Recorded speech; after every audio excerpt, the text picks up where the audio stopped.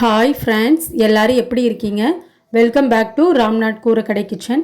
இன்றைக்கி நம்ம கிச்சனில் ரொம்ப டேஸ்டியான சட்னி ரெசிபி தாங்க பார்க்க போகிறோம்.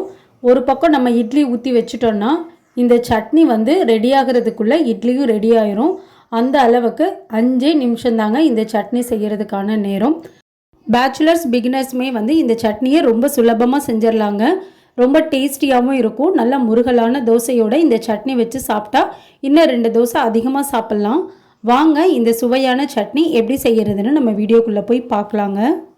இந்த சட்னி செய்கிறதுக்கு 2 பெரிய வெங்காயம் 2 கட் பண்ணி எடுத்திருக்கேங்க. நல்ல பழமான தக்காளியாக 4 தக்காளி எடுத்திருக்கேன். பூண்டு ஒரு 7 பல் சேர்த்துருக்கேங்க. நீங்கள் சின்ன பல் பூண்டுனா ஒரு 10 அளவுக்கு எடுத்துக்கோங்க. காரத்துக்கு மிளகாத்தூள் 1 டேபிள் ஸ்பூன் அளவுக்கு சேர்த்துக்கிறேங்க. நீங்கள் உங்கள் காரத்துக்கு தகுந்த அளவுக்கு சேர்த்துக்கோங்க. கொஞ்சமாக கறிவேப்பிலையும் கொத்தமல்லியும் சேர்த்துக்கிறேங்க. கல்லுப்பு சட்னிக்கு தேவையான அளவு. தண்ணி சேர்க்காமல் நல்லா கொரன்னு இந்த அளவுக்கு அரைச்சிட்டு எடுத்துகிட்டு வந்தாச்சுங்க. ரொம்ப மைய அரைக்க வேண்டாம். இப்போ இந்த சட்னியை நம்ம தாளிச்சிடலாங்க. தாளிக்கிறதுக்கு அடுப்பில் பேன் வச்சுருக்கேங்க. ஒரு குழிக்கரண்டி அளவுக்கு எண்ணெய் சேர்த்துருக்கேன். எண்ணெய் கொஞ்சம் கூடுதலாக சேர்த்துனிங்கன்னா இந்த சட்னிக்கு டேஸ்ட்டு நல்லாயிருக்கும்.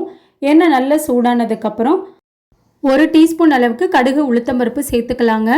கடுகு உளுத்தம்பருப்பு நல்லா பொரிஞ்சதுக்கப்புறம் 2 வரமிளகா வாசனைக்காக இப்போ ஒரு தடவை நல்லா கலந்து விட்டுடலாங்க. கொஞ்சமாக கறிவேப்பிலை சேர்த்துக்கலாம். கறிவேப்பிலை சேர்த்துட்டு நம்ம அரைச்சி வச்சுருக்க சட்னியும் சேர்த்துக்கலாங்க. அடுப்பை லோ ஃப்ளேமில் வச்சுக்கோங்க. ஒரு 2 நிமிஷம் போல் நம்ம மிக்ஸ் பண்ணி விட்டுக்கலாங்க. ரொம்ப நேரம் சட்னியை கொதிக்க விட வேண்டாங்க. அதோட டேஸ்ட் மாறிடும்.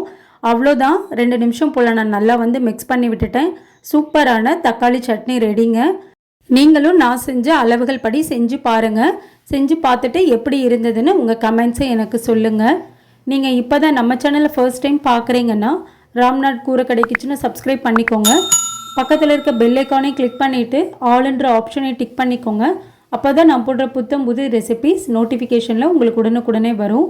இந்த வீடியோ உங்களுக்கு பிடிச்சிருந்ததுன்னா லைக் பண்ணுங்கள். நீங்கள் பண்ணுற ஒவ்வொரு லைக்கும் எனக்கு இன்னும் ரொம்ப மோட்டிவேட்டாக இருக்கும்.